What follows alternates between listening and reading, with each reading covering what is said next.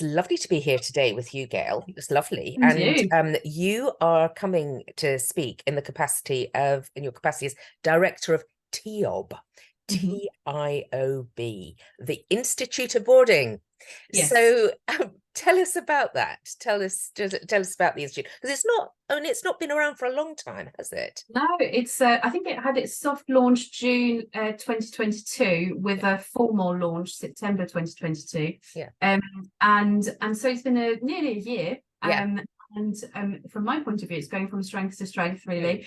And I've joined TIOB, or I've joined the BSA or BSA group in January, and I took over TIOB in February. So it's still pretty new, Yeah. both in terms of the association and in terms of my role there. But it's something I really, really enjoy. BSA, so the BSA is the Boarding School Association. The Boarding Yes, School Association has a group, and there are a number yes, of different organisations yes, underneath it, which of course, and TIOB that we're talking about today is like a real focus. But of course, with mm, all those different organisations, that's a really good thing, because it means that anyone who's involved in any kind of residential setting, as far as education is concerned, can belong to yeah, one or more of these yeah, organizations. So it's kind of like the full all-round support. yeah. And we find that many schools are actually part of several Yes. associations. So a lot of them are part of four of them at once. So Yeah. HIDA, BASIS, SACPA, and BSA all at once. TIOB is slightly different in Right. the sense that it's not about the school, it's about the individual. Yeah. Because it was felt that there was a real need actually to recognise that the skills of boarding practitioners are skills that are not recognized anywhere else, That's right. actually. Yes. Yeah. And so that it goes beyond being a teacher. It goes beyond being a healthcare assistant, or Yeah. there's all of these skills that are not recognized in various other standards.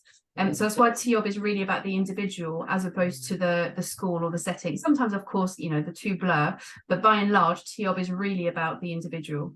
That's really important, that, and what you're talking about, those boarding those skills that there are in Mm. boarding, residential education, all of those different Mm. elements.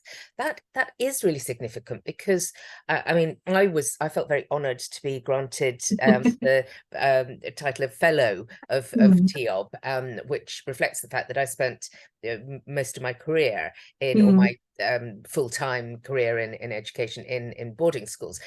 But you're right, there's a huge amount more. It's this whole dimension that there is to education, because it's all round education. And it doesn't, you don't, not that teachers clock off anyway, really, at any No. point, but you keep Mm. learning to adapt to children and young people in different uh different circumstances, different Yeah, challenges, different things that go on. And absolutely. there's stories that people can tell about Yeah. boarding, but equally the amazing stuff that goes on. Mm. But as an individual, as a teacher, as a boarding house member of staff, whatever it is, as a head, all of Mm. that, the skills that you have are different. Yeah. Yeah, very much so. I often think of it as a vocation within a vocation. You Yeah. don't often go to teaching, well, certainly I didn't. I trained to teach French, German, and Spanish, Mm. and I never went into teaching thinking I'd be, reminding children to brush their teeth. Yes. Way after I've taught all my GCSE classes or A level. Yes, So and I that's in think English, not in all those other languages. Yes. yeah. So there is something, that's why I think of it as a vocation within a vocation. You go into teaching Good, for yeah. loads of different reasons, but mostly because you enjoy working with young people, hopefully. Mhm. And within that, there's that extra little bit that tells you, actually, you know what, Yeah. that whole around the clock environment, that holistic view of children and what they're like, and the difference that you can make can go beyond, for me as a language teacher, beyond teaching them the past tense in French or whatever it might Yes. be. Yes. And you're right about the stories. Some of the most memorable, most enjoyable moments of my teaching career were definitely in boarding. Yeah. And some of it, you have to laugh out in hindsight, like all the testing that we did during COVID and, all of this. But actually, I think it's one of the most rewarding aspects of education. Certainly for me, it has been, which is why I'm so excited to be heading TIOB. So what does TIOB do then to support all these individuals? So it's twofold. One is about the community, and membership brings you into that supportive community. Yes. And the second bit is around the CPD program, which is really geared towards, it's not really geared towards boarding as such, because that's what BSA do, but it's geared towards your career. It's geared towards being a leader, a manager, things like emotional intelligence, sometimes for some people obviously about interview skills and managing difficult conversations. So things that will come up in your boarding career but are not necessarily about compliance within boarding, or managing the medical needs of children. So that's where the two really differ. I think the CPD offer is very different. And we found that the majority of TIOB members are people on the cusp of senior leadership, who are thinking about, how to make that jump, basically. So a lot of our CPD offer is aimed towards that demographic. And the support network for me is the really key thing. And I know you were at the conference earlier, the BSA and TIOB conference earlier this year. And for me, that's really the bit that resonates is, someone says to me, I'm struggling with this. And I can think of 3 or 4 members in, a very similar school or role who are able to then help. And when we're looking at, we need someone who's able to talk about, I don't know, staffing and all of that. I can think of 5 different people in very different schools who are able to do that and who are willing to do that. Because they are that way minded. The whole thing about TIOB is that you're passionate about boarding, that you really believe in it, and that also you believe in that community. So for me, that's really, really important, and that's the best thing about TIOB for me. No, that's absolutely super. That makes a lot of sense. And it's worth investing time in. People often think, don't they, that, oh gosh, how can I make the time for it? Actually, we can always make the time for things that are valuable. And there is nothing to beat having a strong connection with other people in different settings, similar but different to yours, because there's so much that we need to learn from and learn. Absolutely. And I think it can be quite isolating. That's not the right word, but you can feel like you're working in silos in boarding. Sometimes even within the school, if you're not a full boarding school, sometimes it can feel that you've got your own little thing going. And if there isn't, a network around you, if you're not in the southeast, for example, where there's tons of boarding schools, but you're in an area where there's very few, it can feel quite isolating, and it can feel like, oh, I don't really know where to go for help. And I hope that's where TIOB comes in handy, because you've got this list of people that you can contact, because we've got a member directory which people can see and access. And that's international as well as national, isn't it? So it's like, and that I think is particularly valuable, because and one of the things about going into education anyway and developing your career is the opportunity to travel to different parts of the world.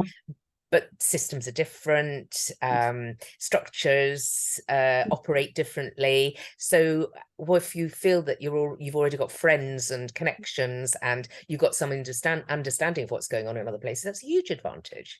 Absolutely. And I think and I think that's for the whole of BSA group, actually, as opposed to just TIOB. There's a real culture of inclusion and of being a global organization there. I think the thing about the global kind of opportunities is something that we've explored in our CPD program, actually, because we know that people are thinking about what's going on abroad and whether that's the right thing for them and all of that.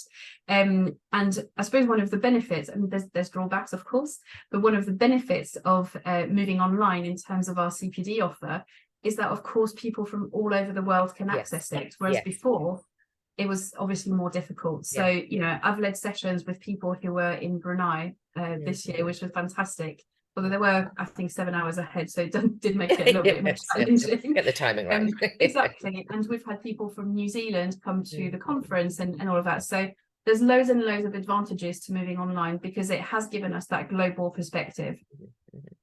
So what about the plans for the future? I mean, it's had a good first year, time before that in the planning, obviously, but a great first year. What are your plans for this coming year?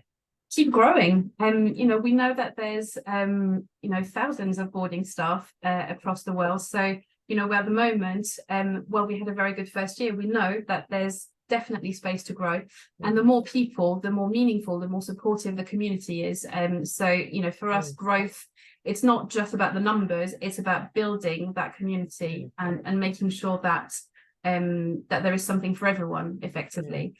So that's obviously one aspect of it. I think the second thing is to really, you know, I've just said about how online has been great, but also we need to think about the face-to-face aspect, because you know, it's been 3 years now. There's, you know, and we know when we have met in person, like at the boarding conference, it just feels lovely and warm and, you know, and welcoming. So one of the things we're looking at this year is having some of the forums face-to-face. So we'll still have the online forums, which are once a term, but we're going to try and make sure that we have opportunities to meet again once a term, face to face, which I think will be great. And then the other thing is to make sure that we have a resources hub. Again, it's about the support for boarding practitioners. So you know, I've been head of boarding, and I have sometimes scratched my head when writing job descriptions for matrons, house assistants, house tutors, etc. And actually having a bank of templates that people can draw on when they need it. So instead of reinventing the wheel every time, you've got something that you can do. So that's one of the things that we're working on in the background, and making our website more user-friendly and accessible and just useful, actually, which is good, because of course it's been a year where we're just, you know, testing things out. So yeah, they're the three main things that we're looking at this year. And how do people join it then? So there's on the TIOB website, there is a clear page that says membership. I think the thing is that sometimes the, you know, boarding staff who don't get the BSA newsletter or some of the communication might not be aware of it. So we get a lot of heads of boarding, assistant heads, who just, you know, then say, actually, I have 3 of my staff who could benefit from this, and they sign up, you know, or encourage their members or their staff to sign up. But it's on the TIOB website, really easily accessible. Wonderful, wonderful. Well, Gaelle, I shall let you get on with all your terribly important stuff that you're doing. But Thank you very nice much. to see you. Yes, and well, I look forward to hearing more. Thank you, Helen.